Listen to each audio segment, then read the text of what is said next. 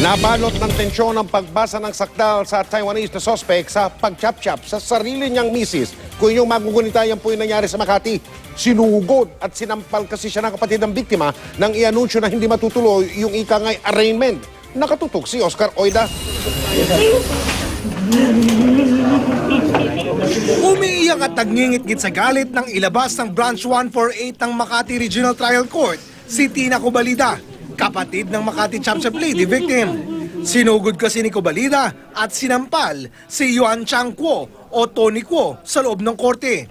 Si Kuo ang suspect sa pag-chop-chop sa asawang si Rowena Kuo nitong nakaraang Pebrero sa kanilang bahay sa Makati.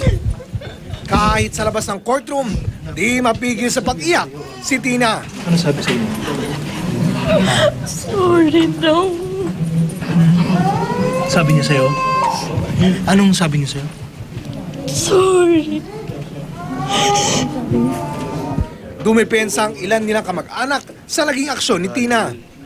Siyempre, kapatid namin yun eh. Hindi makatorongan yung ginawa niya talaga. So kahit sino ba naman, tao lang tayo. Kahit sino, nilalabas lang yung sama ng loob. Naganap ang panunugod matapos i-anunsyo ng court interpreter na ire-reset ang pagbasa ng sakdal kay Tony Kuo. Siyempre ng mabilisan siyempre na proseso. Ilang beses na itong postponement na to. 3 beses na to. Nang ilabas ng courtroom si Kuo, sinubukan pa ulit siyang sugurin ng ilan pang mga kamag-anak ng biktima. Sunduin kayo. Napigilan lang sila ng jail guards. Pebrero, nang madiskubre ang pinagpira-pirasong katawan ng biktima sa iba't ibang bahagi ng kanilang bahay, kabilang na sa Poso Negro. Ang anak ng biktima sa una niyang asawa ang nakadiskubre sa ilang bahagi ng katawan, kasunod ng napansin niyang ikinikilos ni Kuo.